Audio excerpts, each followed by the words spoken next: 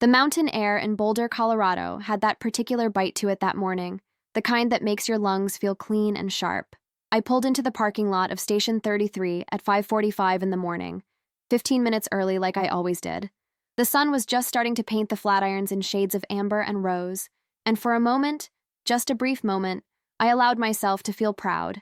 Proud to be here. Proud to wear this uniform. Proud to be Fernanda Johnson, the first female firefighter in Boulder Fire Rescue's 112-year history. That moment lasted exactly until I saw his truck. The old Ford F-150, forest green with a dented front bumper, was parked right across from the station entrance. My stomach dropped like I'd missed a step going downstairs. He was early today. Usually my father waited until the shift change at 6, when more people would be around to witness whatever humiliation he'd planned for me that day. But there he was, leaning against the hood of his truck, arms crossed over his barrel chest, that look on his weathered face that I'd come to know so well. A mixture of disappointment, anger, and something else I couldn't quite name. Maybe it was shame. Maybe it was his. Maybe it was mine. I'd stopped trying to figure it out. I considered for just a second staying in my car, waiting him out, but that would only make it worse.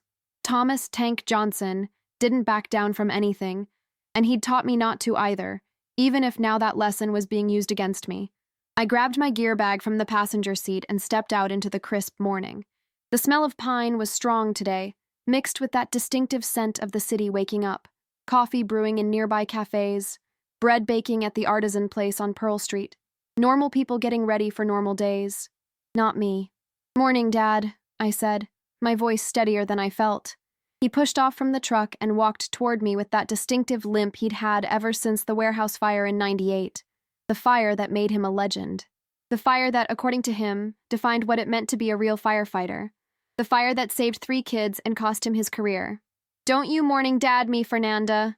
His voice carried across the parking lot, and I saw the curtain in the station window move. Someone was watching. Of course someone was watching.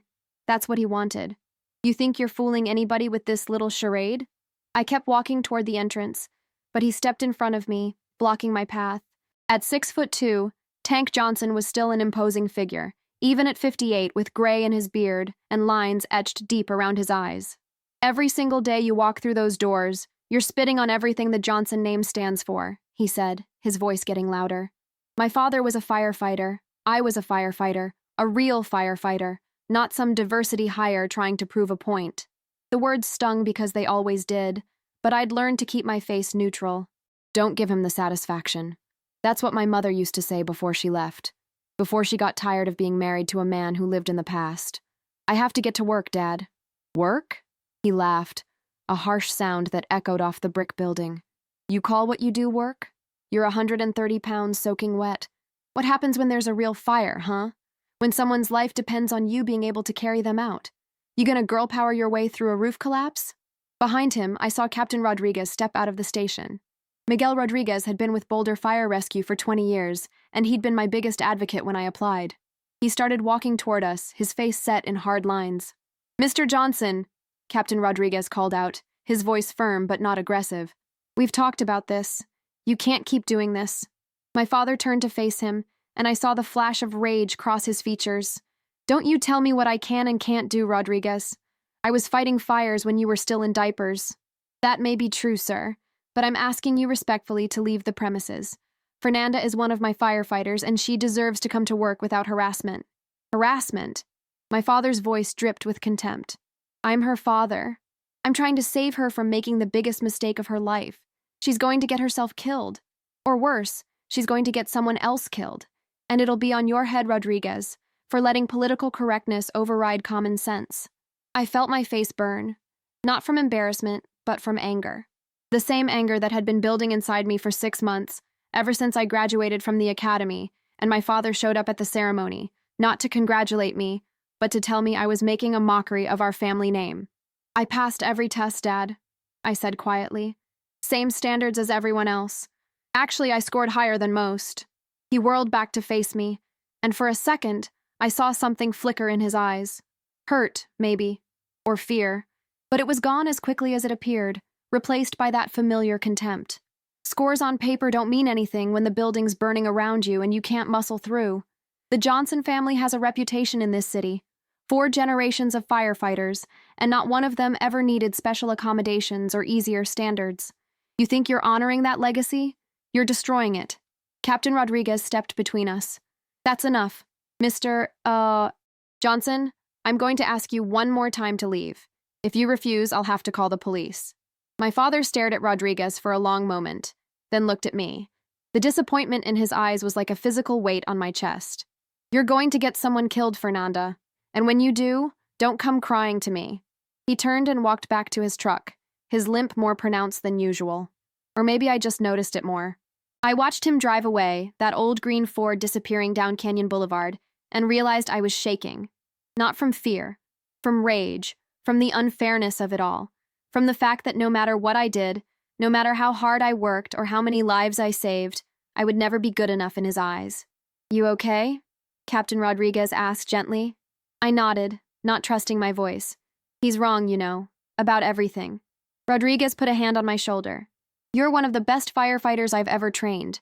Your father's living in the past and he can't see what's right in front of him. Thanks, Cap. Come on, let's get you inside.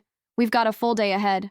Inside Station 33, the familiar smell of coffee and the sound of voices in the common room felt like coming home. This was where I belonged, even if my father couldn't see it. The station was a converted brick building from the 1920s, with high ceilings and large windows that let in the morning light. The walls were covered with photos of firefighters past and present, commendations, newspaper clippings of major fires and rescues. Somewhere in there was a photo of my father from 1998, standing in front of the burned-out warehouse, 3 scared kids beside him, his face covered in soot but his eyes bright with triumph. I'd stared at that photo 1,000 times growing up, wondering what it felt like to be a hero. Now I knew, and I knew my father would never acknowledge it. Johnson! The voice came from the kitchen, where Jake Martinez was pouring coffee into mismatched mugs. Jake was 32, built like a linebacker, and had been my partner since I started. Your old man at it again? I nodded, dropping my gear bag by my locker. Don't let him get to you. Guy's living in the Stone Age. Jake handed me a mug of coffee, black, the way I liked it. You saved Mrs. Henderson's cat last week. That makes you a hero in my book. I smiled despite myself. The cat rescue had been real, but it wasn't what kept me awake at night feeling proud. It was the 3-alarm fire at the apartment complex on Arapahoe 2 months ago, where I'd been first through the door and pulled out an elderly man who'd been overcome by smoke. It was the car accident on Highway 36, where I'd used the jaws of life to extract a family before their car caught fire. It was every single time I proved I belonged here, even though my father refused to see it. Morning briefing in 5, Captain Rodriguez called out from his office. We've got a busy day. Fire danger is extreme with these dry conditions, and there's a red flag warning for the foothills. The rest of the crew filtered in. There was Jake Martinez, of course, and Sarah Chen, our paramedic, who'd been nothing but supportive since day one. Tommy Brennan, the engineer who ran the pumps and drove the engine. Marcus Williams, a 20-year veteran who'd worked with my father back in the day and treated me with a careful neutrality that I appreciated more than fake enthusiasm. And then there was Derek Hammond. Derek had made his feelings about female firefighters clear from the beginning. Nothing overt enough to report, just little comments here and there, slightly too much weight on my gear bag when we trained, assignments that put me in the least visible positions. He thought he was subtle. He wasn't. Heard your daddy was here again, Derek said, leaning against the wall with his coffee. Must be embarrassing having him show up like that. Must be embarrassing having nothing better to do than gossip, I shot back. Jake snorted into his coffee, and even Marcus cracked a smile. Captain Rodriguez emerged from his office with a clipboard. All right, listen up. Like I said, extreme fire danger today. The humidity's down to 15%, and we've got sustained winds at 25 miles per hour gusting to 40. That means any spark can turn into a wildfire in minutes. Boulder County Emergency Management has asked us to be on high alert, especially in the foothill communities. Jamestown, Gold Hill, Ward, those areas are all tinderboxes right now. He went through the daily assignments, equipment checks, training schedules. It was all routine, the kind of mundane work that makes up 90% of a firefighter's life. But I loved it. I loved the ritual of checking the equipment, making sure every hose was properly coiled, every tool in its place, every system functioning perfectly. Because when the alarm went off, you didn't have time to figure things out. You needed to trust that everything would work exactly as it should. We were 2 hours into the shift, and I was in the bay doing equipment maintenance with Jake when the alarm went off. The sound still sent a jolt of adrenaline through my system, even after 6 months. 3 short blasts, then the dispatcher's voice over the loudspeaker. Engine 33, Rescue 33, respond to structure fire, 2847 Mapleton Avenue, single-family residence, possible occupants inside. Caller reports heavy smoke visible. Mapleton Avenue.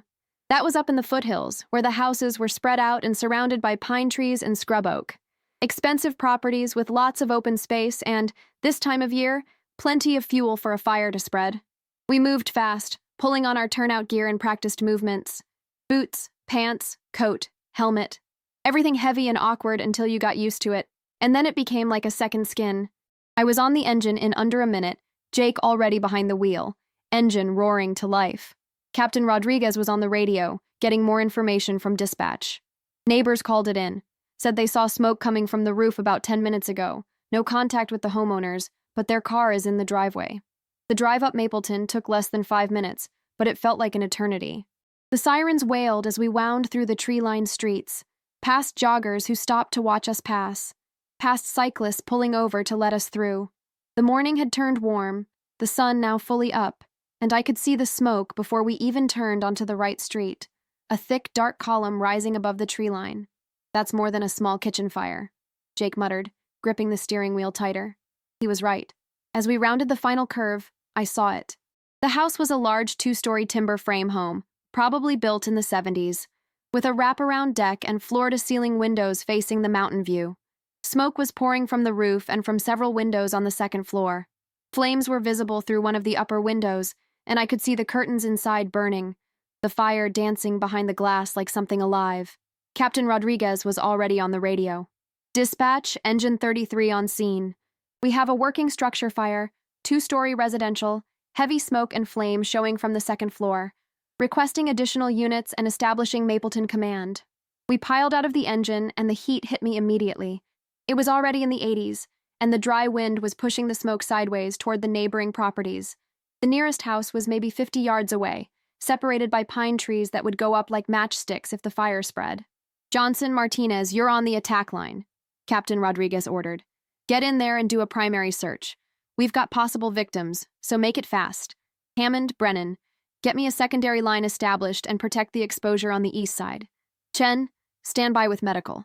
Derek shot me a look that I couldn't quite read, but there was no time to think about it. Jake and I grabbed the attack line from the engine, 175 feet of charged hose that weighed more than I did. This was the moment my father said would expose me as a fraud, the moment I'd supposedly prove I wasn't strong enough, capable enough, brave enough. I shouldered my share of the hose and followed Jake toward the front door. The heat intensified as we got closer, and I could hear the fire now, that distinctive roar that's almost alive, that sounds like a freight train or a jet engine depending on how hot it's burning. The front door was locked, but Jake didn't hesitate. He used the Halligan bar to pop it open, and immediately smoke billowed out, thick and black and smelling of burning wood and chemicals and all the things inside a home that weren't meant to burn. "Boulder Fire Department!" Jake shouted into the smoke. "If anyone can hear me, call out." Nothing but the roar of the fire. We dropped low, where the air was clearer, and moved inside. My SCBA mask was on, the sound of my own breathing loud in my ears, the weight of the air tank on my back familiar and reassuring. The first floor was full of smoke but not actively burning yet. The fire was above us and I could hear it eating through the ceiling, could see the flicker of orange through the smoke. "Stick to the wall," Jake said, his voice muffled through the mask. "We clear this floor fast, then we go up." We moved methodically, following our training, right hand on the wall, always knowing where the exit was, calling out as we went. Living room clear, dining room clear, kitchen clear, no victims on the first floor. "Stairs," Jake said, and I could hear the tension in his voice. Going up into a burning building goes against every human instinct. Your body is screaming at you to get out, to get away from the heat and the smoke and the danger. But there might be people up there, and that was the only thing that mattered. The staircase was wood, and I could feel the heat through my boots as we climbed. At the top, the conditions were significantly worse. The smoke was so thick I couldn't see more than a foot in front of me, even with my flashlight. The heat was oppressive, and I knew we didn't have much time before the floor gave way, or the roof collapsed. 2 bedrooms on the right, 1 on the left, Bathroom straight ahead, Jake said, reading the layout. You take left, I'll take right. Stay on radio. I nodded and moved toward the left bedroom door. It was closed, which might mean someone was in there. Might mean they'd tried to protect themselves from the smoke. I tested the door handle. It was hot, but not unbearably so, and pushed it open. The room was full of smoke, but I could see that the fire hadn't reached this part of the house yet. A guest bedroom by the looks of it, with a queen bed and sparse furniture. I dropped to the floor and swept my arm under the bed, checked the closet, checked behind the door. Nothing. Left bedroom clear, I radioed to Jake. First right bedroom clear, moving to second. I backed out of the room and started toward Jake's position when I heard it. A sound that cut through the roar of the fire and the sound of my own breathing. A cough. Weak, but definitely human. Jake, I've got something. Bathroom. I moved toward the bathroom door at the end of the hall, where the smoke was thickest. The door was ajar, and I pushed it open with my boot. The bathroom was small, just a sink, toilet, and shower. And curled up in the bathtub, covered by a wet towel, was a woman. She was conscious, but barely, her eyes streaming, her face covered in soot. Ma'am, I'm with the fire department. I'm getting you out of here. She tried to speak, tried to point at something, but she couldn't get the words out. Her airway was compromised, and we needed to move now. I keyed my radio. Command, Johnson. I've got a victim, female, conscious but in distress, second floor bathroom. Bringing her out now. Copy that, Johnson. Be advised, fire is through the roof. You need to get out of there. I got my arms under the woman. She was small, maybe 110 pounds, but dead weight is always heavier than you expect. I lifted her in a firefighter's carry, draping her over my shoulders, and started back toward the stairs. The heat was incredible now, and I could see flames licking along the ceiling in the hallway. The ceiling was starting to sag. Jake, we need to move. Right behind you. We made it to the stairs, and I could feel the structure starting to fail. The wood beneath my feet felt spongy, unstable. I took the stairs as fast as I dared, one hand on the wall, one hand holding the woman secure on my shoulders. Behind me, I heard a crash as part of the ceiling came down. Move! Move! Move! Jake was right behind me, and I could hear the urgency in his voice. We burst out the front door into the sunlight, and hands immediately reached for the woman, pulling her away from me, laying her on the grass. Sarah Chen was there with her medical kit, getting oxygen on her, checking her vitals. I pulled off my mask and sucked in fresh air, my lungs burning. Captain Rodriguez was there, his hand on my shoulder. Good work, Johnson. That's a save. I wanted to feel proud, wanted to let myself have that moment, but all I could think about was what my father would say. Probably that I got lucky. Probably that the woman was small enough that anyone could have carried her out. Probably that a real firefighter would have moved faster, would have found her sooner. Johnson! Sarah's voice cut through my thoughts. She's trying to say something. I jogged over to where the woman was lying on the grass. Her eyes were clearer now, the oxygen helping, and she grabbed my arm with surprising strength. My husband, she gasped. Office, back of house, second floor. My heart sank. There was another victim. I looked up at the house. The fire had fully involved the second floor now, flames shooting through the roof, black smoke billowing into the sky. The structure was compromised, unstable. Going back in was a significant risk. Captain Rodriguez heard the exchange and immediately got on the radio. All units, we have a second possible victim, second floor, rear of the structure. Conditions are deteriorating rapidly. I didn't think. I just moved. I grabbed my mask, checked my air supply. I had maybe 15 minutes left, and started back toward the house. Johnson, wait. Derek's voice stopped me. You can't go back in there. Look at it. The whole thing's about to come down. I turned to face him. There's someone in there. It's suicide. We don't even know if he's still alive. Then we find out. Captain Rodriguez stepped between us. Johnson's right, but we do this smart. Jake, you're with Johnson. Hammond, you're on backup. We go in hard and fast. Office in the rear. You've got 5 minutes maximum before I pull you out. Understood? Understood, I said, already moving. Jake was beside me, and we grabbed a fresh attack line. The side entrance was closer to the back of the house, and we used that, bursting through into what looked like a mudroom. The fire was directly above us now, and I could feel the heat radiating through the ceiling. This was bad. This was as bad as it gets. We moved through the house, staying low, following the layout. The office would be in the back, probably with a view of the backyard and the mountains beyond. We passed through a den, furniture already starting to smoke from the heat, and found a closed door. "This has to be it," Jake said. I tried the handle. Locked. "Step back." Jake used the Halligan to force the door, and it swung open. The office was in better shape than I expected. The closed door had protected it from the worst of the smoke, but the fire was eating through the ceiling above us. And there, slumped over a desk near the window, was a man. We rushed to him. He was unconscious, overcome by smoke inhalation. Older, maybe in his 60s, and heavier than his wife. I checked for a pulse, still there, but weak. "We've got him," I radioed. "Unconscious male, office, bringing him out now." Above us, I heard a crack that made my blood run cold.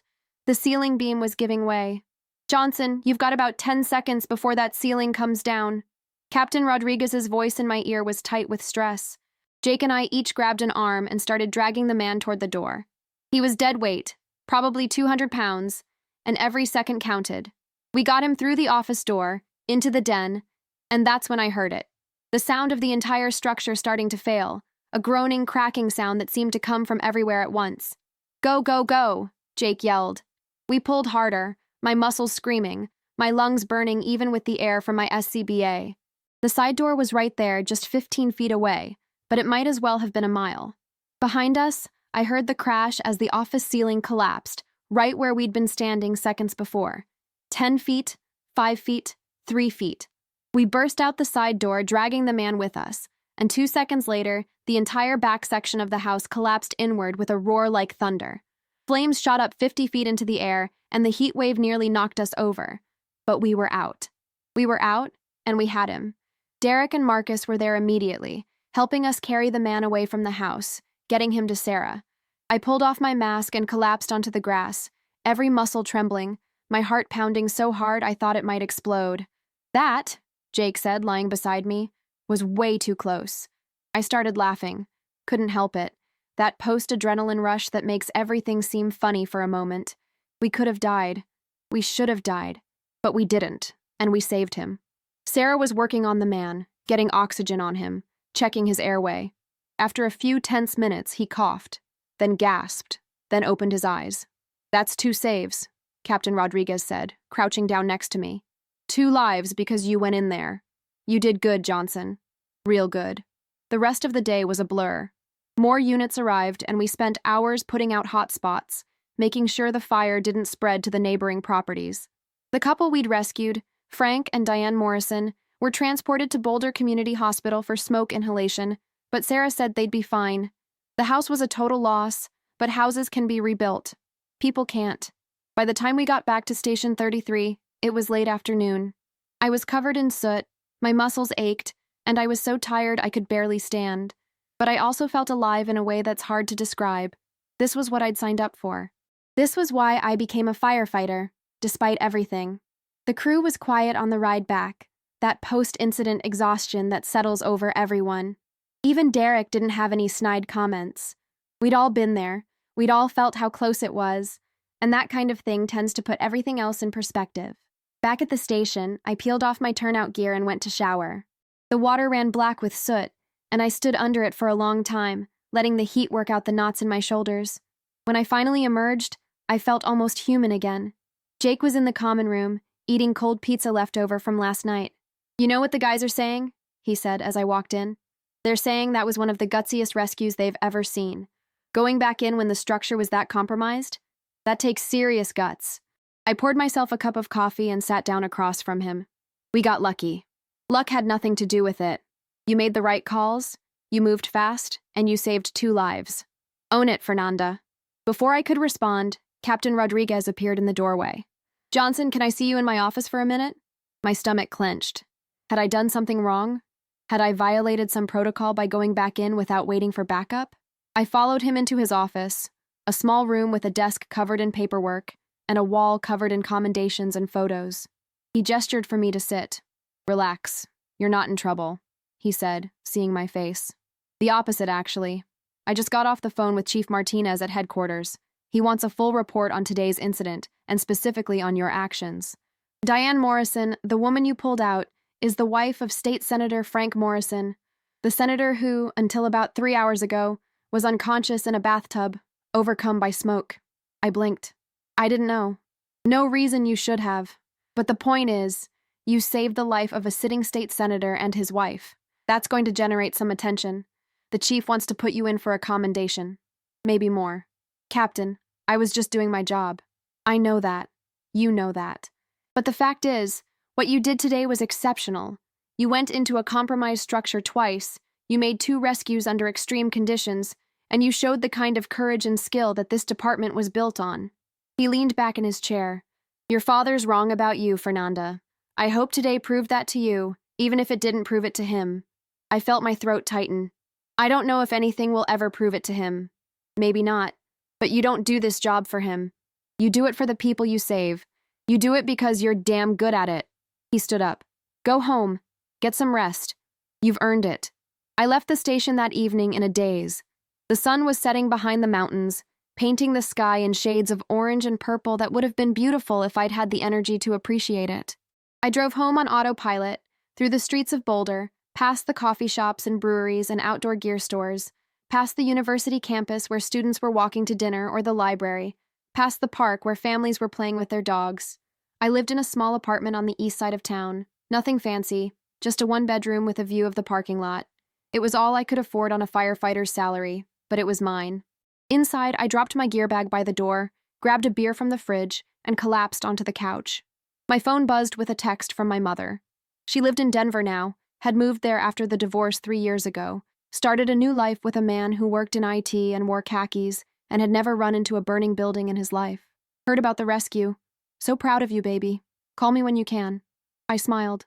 At least someone was proud. I thought about calling her, but I was too tired for conversation. Instead, I sat in the quiet of my apartment, drinking my beer, thinking about the Morrisons, and how close they'd come to dying, and how if I'd been just a little slower or a little less determined, they'd be dead right now. And I thought about my father, and how he'd been at the station that very morning, telling everyone who would listen that I was going to get someone killed. The irony was almost funny. Almost. The next few days fell into a familiar pattern. Work, train, deal with my father's daily appearances outside the station. The humiliations continued. On Tuesday, he brought a sign that read, "Standards Matter," and held it up as the shift changed. On Wednesday, he told a reporter from the Daily Camera who was doing a story on fire safety that his daughter was a political correctness hire who wouldn't last a year. On Thursday, he stood outside the station and shouted about how the Johnson family legacy was being destroyed. The crew did their best to ignore him, to shield me from it, but there was only so much they could do. Captain Rodriguez threatened to get a restraining order, but I asked him not to. As much as it hurt, Tank Johnson was still my father, and some part of me kept hoping that one day he'd wake up and see me for who I really was. The story about the Morrison rescue hit the local news on Friday. The Boulder Daily Camera ran a front-page story with a photo of me in my turnout gear, helmet under my arm, standing in front of Engine 33. The headline read, "Local firefighter saves senator and wife in daring rescue." I didn't read the article. I couldn't, because I knew my father would see it, and I knew what he'd say. I was right. Friday afternoon, after a routine day of equipment checks and training exercises, I walked out to my car and found him waiting for me. Not across the street this time, but right next to my car, holding the newspaper. "Must be nice," he said, without preamble. "Getting your picture in the paper for doing what any firefighter would have done." "Dad, please, not today." "Oh, I'm sorry, am I embarrassing you? The great Fernanda Johnson, hero firefighter, saving senators and their wives? You think this makes you special? You think this proves something?" I was so tired. Tired of fighting, tired of defending myself, tired of trying to live up to impossible standards. "What do you want me to say, Dad? That I'm sorry? That I'll quit? Is that what it'll take for you to leave me alone?" He stared at me for a long moment, and I saw something flash in his eyes. Pain, maybe, or regret. But then it was gone, buried under that familiar contempt. "I want you to admit that you're in over your head. I want you to stop playing dress-up and get a real job, something appropriate for a woman. I want you to stop dragging the Johnson name through the mud." "The Johnson name?" I felt anger rising in my chest, hot and bright. "You think this is about the Johnson name? This is about you, Dad. This is about you not being able to accept that I'm good at this. Better than you were, maybe. And you can't handle it." I regretted the words as soon as they were out of my mouth. His face went white, then red, and for a second, I thought he might actually hit me. You don't know what you're talking about, he said, his voice shaking. You've been on the job for 6 months. 6 months! I fought fires for 23 years. I saved more lives than you can count. I earned the respect of every firefighter in this city. And you think you're better than me because you pulled 2 people out of a house fire? That's nothing. That's a Tuesday for me back in the day. Then why can't you be happy for me? The question came out smaller than I intended, almost a whisper. Why can't you just be proud of your daughter? He opened his mouth to respond, then closed it. For the first time since this all started, he seemed at a loss for words. He stood there, holding that newspaper, and I saw him struggle with something internal, some war being fought behind his eyes. Finally, he just shook his head. You don't understand. You're going to get hurt, Fernanda. Or killed. And I won't be able to do anything about it. I'm your father. I'm supposed to protect you. That's my job. And there it was. Under all the anger and the humiliation and the cruel words, that was what this was really about. Fear. He was afraid for me. And he didn't know how to express it except through anger. I know you're scared, I said softly. But this is what I want to do. This is who I am. And I need you to accept that, or at least try. He looked at me for a long moment, and I thought maybe, just maybe, we were finally having a real conversation. But then he turned away, climbing into his truck without another word, and drove off. I sat in my car for a long time after he left, watching the sunset behind the mountains, feeling empty. What did it take? What did I have to do to prove to him that I belonged here? The answer came 2 weeks later, in the worst possible way. It started with another red flag warning. The conditions had been getting worse all September, the humidity dropping, the temperatures climbing, the winds picking up. All across Colorado, fire departments were on high alert. The state had already seen 3 major wildfires that season, and everyone knew it was just a matter of time before the next one hit. It was a Tuesday morning, and I was in the station bay cleaning equipment with Jake when the alarm went off. But this wasn't the normal alarm. This was the emergency tone, the one they used for major incidents. All units, we have a confirmed wildfire in Boulder Canyon, west of Boulder Falls. Multiple structures threatened. This is a full deployment. Report to staging area at Boulder Falls parking lot. The station exploded into action. Wildfire response was different from structure fires. You needed different equipment, different tactics, different mindsets. We loaded up the engines with extra hand tools, chainsaws, and water. Captain Rodriguez was on the radio, coordinating with Incident Command, getting updates on the fire's location and behavior. Fire started about 30 minutes ago, he said as we suited up. Looks like it was caused by a downed power line in the high winds. It's already consumed about 50 acres and it's spreading fast toward the canyon communities.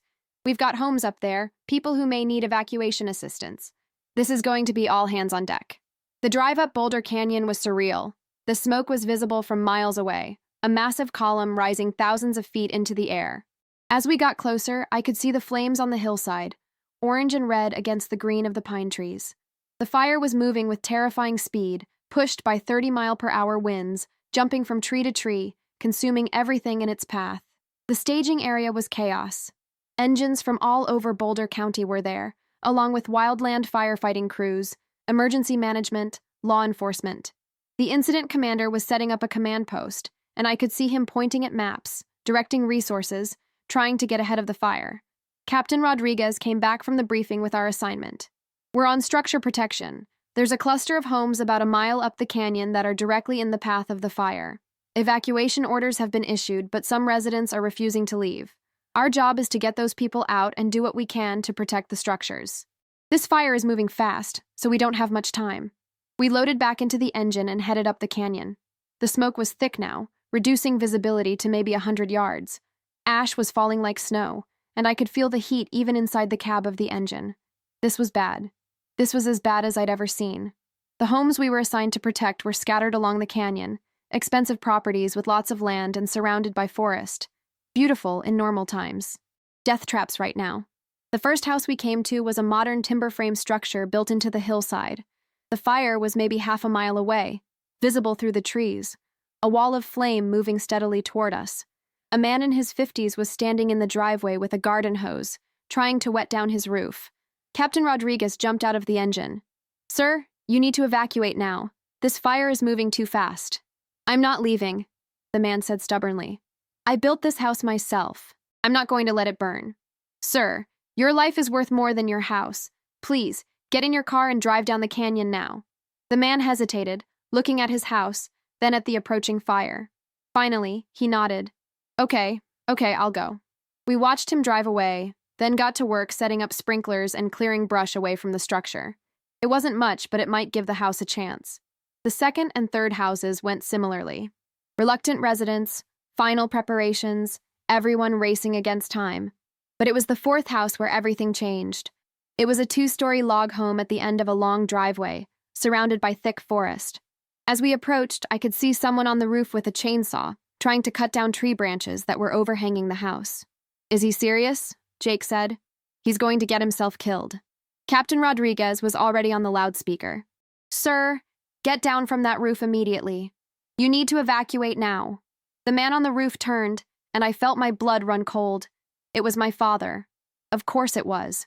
Of course Tank Johnson would be up on a roof in the middle of a wildfire, refusing to evacuate, refusing to show fear, refusing to admit that maybe, just maybe, he wasn't invincible anymore. Dad! I yelled, jumping out of the engine before it had even fully stopped. What are you doing? Get down from there! He saw me, and even from that distance, I could see the mix of emotions on his face. Surprise, anger, and something else I couldn't identify. I'm not leaving, he shouted back. This is my friend's house. I told him I'd protect it. The fire is less than 10 minutes away. You need to get down now. I said I'm not leaving. Captain Rodriguez put a hand on my shoulder. Johnson, we don't have time for this. Hammond, Martinez, get a ladder up there and get him down, by force if necessary. Derek and Jake moved toward the house with a ladder, but before they could set it up, my father started climbing down on his own. He was moving too fast, not being careful, and when he was about 10 feet from the ground, his foot slipped. He fell. It wasn't a long fall, but he landed hard and I heard him cry out in pain. I was running before I even thought about it, reaching him in seconds. Dad, are you okay? He was on his back, his face contorted in pain, clutching his right leg. The same leg that had been injured in the warehouse fire all those years ago. My leg, he gasped. I think I broke it. Sarah was there with her medical bag, checking him over, stabilizing his leg. Looks like a fracture, she said. We need to get him out of here now. But even as she said it, I heard a sound that made my blood run cold. A roar, getting louder, and the crackle of flames much closer than they should be. I turned and saw it. The fire had jumped the road somehow, had gotten ahead of itself, and it was now between us and the way we'd come in. We were cut off. Command, this is Engine 33. Captain Rodriguez was on the radio, his voice tight. We're trapped at 4782 Canyon Drive. Fire has jumped the road. We've got one injured civilian. We need an air evac immediately. The radio crackled back. Engine 33, negative on the air evac. Winds are too strong, choppers are grounded. You're going to have to find another way out. I saw Captain Rodriguez's face go pale. We were trapped. The fire was closing in from 3 sides, with the canyon wall on the 4th. We had minutes maybe before we were completely surrounded. Everybody in the engine now, Captain Rodriguez ordered. We're going to try to punch through. We got my father into the engine, Sarah stabilizing his leg as best she could in the cramped space. The smoke was so thick now that I could barely see 10 feet in front of us. Jake got behind the wheel, and we started moving back down the driveway. But the fire was faster. As we reached the main road, I saw that the fire had fully crossed it. Flames were on both sides of us now, pine trees exploding into fireballs as the superheated air ignited them. The heat inside the engine was intense, even with all the windows closed and the air conditioning running. We're not going to make it through that, Derek said, and I could hear the fear in his voice. He was right. The fire was too intense. If we tried to drive through it, the engine could stall, or the tires could melt, and then we'd be trapped in an oven on wheels. There, I said, pointing to a break in the trees. That's a trail. It leads down to the creek. If we can get to the water, we can shelter there. That trail's barely wide enough for ATVs, Jake said. It's wider than it looks. Trust me, I've hiked it. Captain Rodriguez made the decision in a split second. Do it. Jake turned the engine onto the trail, branches scraping against the sides, the path barely visible through the smoke. We bounced and jolted over rocks and ruts, the engine protesting but holding together. Behind us, I could see the fire consuming everything, could hear trees exploding, could feel the heat like a physical presence. And then we broke through the trees, and there it was, the creek. Not much, just a stream maybe 10 feet wide and a couple feet deep, but it was water. And right now, water meant life. "Everybody out," Captain Rodriguez ordered. We piled out of the engine and into the creek. The water was shockingly cold, fed by snowmelt from the high peaks, and it felt like heaven after the heat of the fire. We got my father into the water, Sarah still with him, making sure his leg was stable. "Deploy the shelter," Captain Rodriguez ordered. We pulled out the fire shelter, a last resort emergency device made of reflective material, and deployed it over all of us like a tent. We huddled together in the creek under the shelter, the water up to our waists, as the fire roared around us. It was the most terrifying experience of my life. The noise was incredible, like standing next to a jet engine. The heat was suffocating, even under the shelter and in the water. I could hear trees exploding, could smell the smoke, could feel the fire sucking the oxygen out of the air. And through it all, I held my father's hand. He gripped it tight, his face pale with pain and fear. And for the first time in as long as I could remember, he looked at me not with contempt or disappointment, but with something else. Recognition, maybe. Understanding. "I'm sorry," he said, his voice barely audible over the roar of the fire. "I'm so sorry, Fernanda." I squeezed his hand. "I know, Dad. I know." We stayed like that for what felt like hours, but was probably only 20 minutes. Gradually, the roar of the fire began to diminish as it moved past us, consuming everything in its path, but leaving us by some miracle, alive. When we finally emerged from under the shelter, the world had changed. Where there had been forest, there was now just ash and burned stumps. The air was thick with smoke, but the immediate danger had passed. Captain Rodriguez was on the radio immediately. "Command, Engine 33. We're okay. We need medical assistance for one injured civilian, broken leg, but everyone else is uninjured. We're at the creek bed off Canyon Drive." It took another hour for rescue crews to reach us. They came in on foot, bringing a stretcher for my father, medical supplies, and the most welcome sight I'd ever seen: bottles of water. As they loaded my father onto the stretcher, he grabbed my arm. "You saved my life," he said. "You and your crew. You kept your head, you made the right call, and you saved my life." "That's what I do, Dad," I said gently. "That's what firefighters do." He nodded, tears streaming down his soot-covered face. I know. And you're good at it. You're so good at it, and I've been too stubborn and too scared to admit it. Can you forgive me?" I felt my own tears start to fall. Of course I can. They carried him away down the trail, Sarah going with him to monitor his condition. The rest of us stayed behind to salvage what we could from the engine, and to mark our location for the fire investigators, who would inevitably want to know how we'd ended up trapped. The canyon fire, as it came to be known, burned for 3 days before it was finally contained. It consumed over 2,000 acres, destroyed 18 homes, and caused millions of dollars in damage. But miraculously, no one died. Firefighters from all over Colorado had worked around the clock to protect structures, evacuate residents, and control the spread. I spent those 3 days on the fire line, barely sleeping, living on adrenaline and coffee, and the sense of purpose that comes from doing something that matters. The crew from Station 33 became something more than colleagues during that time. We became a family, bonded by shared danger and shared purpose.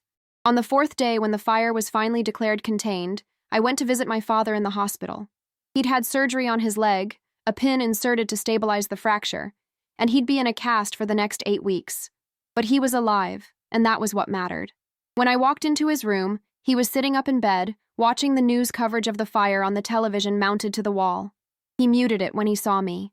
"Hey, kiddo," he said, and the gentleness in his voice made me want to cry. "Hey, Dad, how are you feeling?" Like I fell off a roof and then nearly got burned alive. He managed a weak smile. "But I've been worse."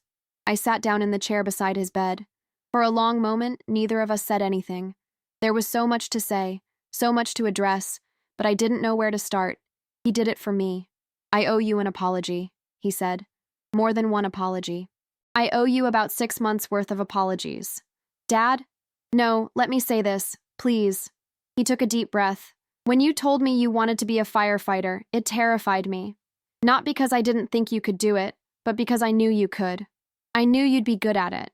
Maybe even better than I was. And I knew that meant you'd be putting yourself in danger every single day. The same danger that ended my career, that took years off my life, that cost me my marriage. I thought if I could make you quit, if I could humiliate you enough or discourage you enough, I could protect you. I could keep you safe. But all I did was hurt you. All I did was make you feel like you weren't good enough, when the truth is, you're better than I ever was. I felt tears streaming down my face. You were a hero, Dad. You saved those kids. Everyone knows that. I saved 3 kids in 23 years. You've been on the job for 6 months, and you've already saved 4 people, including me. You kept your head in an impossible situation, you made the right call when everyone else was panicking, and you got us all out alive. That's not luck, Fernanda. That's skill, that's courage, that's you being an exceptional firefighter. I learned from the best, I said quietly. He reached out and took my hand. No, you didn't. You learned despite me. Despite all my efforts to tear you down and make you doubt yourself. You did this on your own, and I couldn't be more proud of you if I tried. We sat there together, father and daughter, crying and holding hands like we hadn't done since I was a little girl. All the anger, all the hurt, all the disappointment seemed to melt away in that moment, replaced by something simpler and truer. Love.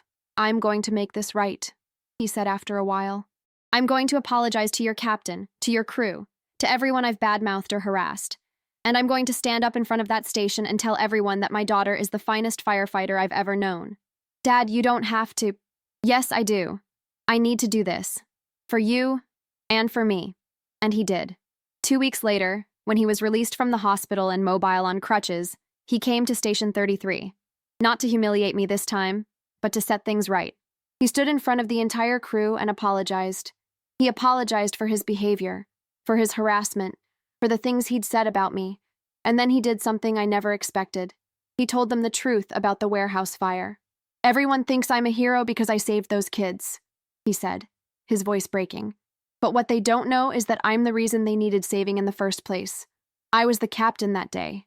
It was my decision to send my crew into that warehouse, even though the building was already compromised. I thought we had time. I was wrong. The floor collapsed under us. My partner, Jimmy Reeves, fell through. I managed to grab onto a beam, and that's when I saw the kids trapped in the basement. I got them out, but I couldn't get to Jimmy. He died in that fire because of my bad call, and I've been living with that guilt every day since. The room was silent. I'd never known this. He'd never told me. I didn't want Fernanda to be a firefighter because I was terrified she'd make the same mistakes I did, that she'd live with the same guilt. But what I finally realized, after she saved my life, is that she's not me. She's better than me. She makes the right calls. She keeps her head. She's the firefighter I always wanted to be, but never quite was. He turned to me, tears streaming down his face. I'm sorry, Fernanda, for everything. You're my hero now. I couldn't speak. I just walked over to him and hugged him, and he hugged me back, and for the first time in 6 months, I felt like I had my father back. The story should end there, with that perfect moment of reconciliation. But life doesn't work in neat narrative arcs, and there was one more chapter to come. 3 days later, there was a knock on my apartment door. I opened it to find a man in a dress uniform standing in the hallway. Not Captain Rodriguez. Someone higher up the chain. The insignia on his collar identified him as a colonel, the highest-ranking officer in Boulder Fire Rescue. Firefighter Johnson? He asked formally. Yes, sir. I'm Colonel William Harrison. I'm sorry to drop by unannounced, but I have something I need to discuss with you. May I come in? I let him in, my heart pounding. Had I done something wrong? Was this about the canyon fire? About the risks we'd taken? He sat down on my couch and pulled out a folder. Firefighter Johnson, I've spent the last few weeks reviewing the reports from both the Morrison rescue and the canyon fire incident. I've also spoken with Captain Rodriguez, with your fellow firefighters, and with the people you've saved. And I've come to a conclusion. He opened the folder and pulled out a certificate. This is a Medal of Valor, the highest honor the Boulder Fire Rescue Department can bestow. It's given only in cases of exceptional bravery and skill in the face of extreme danger. In the department's history, only 12 people have ever received it. You're about to become the 13th and the first woman. I stared at the medal, unable to process what he was saying. But I'm not here just to give you this, Colonel Harrison continued. I'm here to ask you something. Your actions over the past several months have demonstrated leadership qualities that we desperately need in this department. You're being considered for an accelerated promotion track. We want you to train for a lieutenant position with the goal of eventually becoming a captain. We need more officers like you, people who lead by example, who make the right calls under pressure, who inspire their crews to be better. I don't know what to say. Say you'll think about it. You don't have to decide today. He stood up. But there's one more thing. I understand your father has been difficult. I'd like to speak with him, if that's all right with you. I think he needs to hear from me personally about the kind of firefighter his daughter is. Actually, I said, finding my voice, I think he already knows. But Colonel Harrison insisted, and 2 days later he showed up at my father's house. I was there too, at his request. We sat in my father's living room, the same living room where I'd grown up looking at photos of him in his uniform, dreaming of following in his footsteps. Colonel Harrison laid out the Medal of Valor on the coffee table. Mr. Johnson, he said, I want you to understand something. Your daughter is not just a good firefighter. She's an exceptional one. She's demonstrated courage, skill, and leadership that most firefighters never achieve in an entire career. And she did it while dealing with harassment and doubt from the one person who should have been supporting her unconditionally. My father looked down at his hands. I know. I've been a fool. Yes, you have, Colonel Harrison said bluntly. But that ends now. Because I'm giving your daughter this medal, and I'm recommending her for accelerated promotion. And when that happens, when she becomes Lieutenant Johnson, and eventually Captain Johnson, I want you standing proud beside her. Can you do that? My father looked at me, and I saw in his eyes everything he couldn't say. Pride, regret, love, hope. Yes, he said. Yes, I can do that. Colonel Harrison stood and handed me the medal. Then it settled. Congratulations, Firefighter Johnson. You've earned this. The formal ceremony was held 2 weeks later at the department headquarters. The room was full of firefighters, city officials, and press. Senator Morrison was there with his wife Diane, both fully recovered, to thank me personally. Captain Rodriguez was there, beaming with pride. Jake and Sarah and the rest of the crew from Station 33 were there in their dress uniforms. And in the front row, sitting with his leg still in a cast, was my father. When Colonel Harrison called me up to the stage and pinned the Medal of Valor to my uniform, the room erupted in applause. But the only person I was looking at was my father. He was clapping harder than anyone, tears streaming down his face, and when I caught his eye, he mouthed 2 words, I'm proud. That night, after all the speeches and handshakes and photographs, my father and I went out to dinner, just the 2 of us, at a quiet Italian place in downtown Boulder.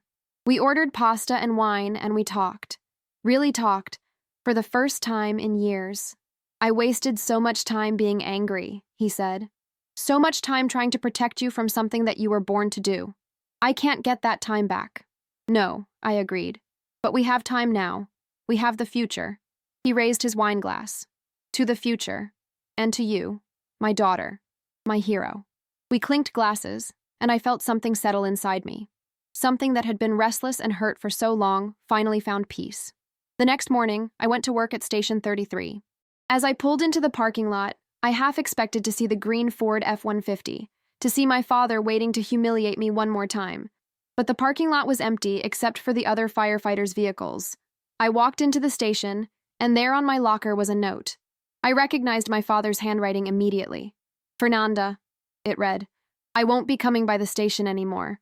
Not to criticize, not to doubt, not to interfere. You don't need me there. You never did. But if you ever need me, for anything at all, I'm here. I'm always here. And I'm proud of you. I'm so damn proud of you. Love, Dad.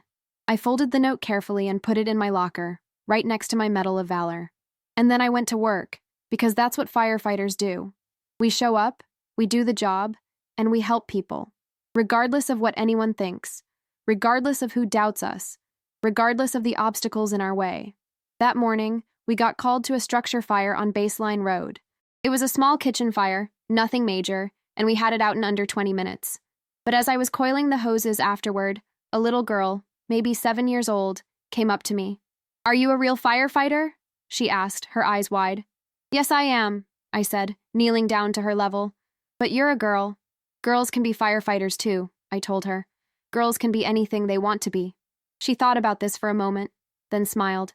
When I grow up, I want to be a firefighter just like you. Then work hard, be brave, and never let anyone tell you that you can't do something just because you're a girl. I won't, she promised. As I watched her run back to her mother, I thought about my father, about the journey we'd been on together, about the pain and the anger and the eventual reconciliation. I thought about the people I'd saved, the fires I'd fought, the challenges I'd overcome, and I thought about that little girl, and how maybe, just maybe, she'd have it easier than I did. Maybe her father would support her from the beginning. Maybe she wouldn't have to prove herself against impossible standards. Maybe she'd just be able to be a firefighter without all the baggage. Or maybe she'd face her own challenges, her own doubts, her own obstacles. But she'd overcome them, the same way I had. With courage, determination, and the refusal to accept anyone else's limitations. That's what being a firefighter means. It's not about being the strongest or the fastest or the toughest. It's about showing up when people need help. It's about running toward danger when everyone else is running away. It's about making the hard calls and living with the consequences. It's about being part of something bigger than yourself. And as I climbed back into Engine 33 that morning, ready for whatever the day would bring, I knew with absolute certainty that I was exactly where I was supposed to be. I was firefighter Fernanda Johnson, Medal of Valor recipient, future lieutenant, daughter of Tank Johnson, and I was damn good at my job. The humiliations were over, the doubts were silenced, the battles were won. And ahead of me stretched a career filled with purpose, with meaning, with the knowledge that every day I put on this uniform, I had the chance to save someone's life, to make a difference, to be a hero, not because anyone expected it of me, not to prove anything to my father or anyone else, but because it's who I am. That's my story.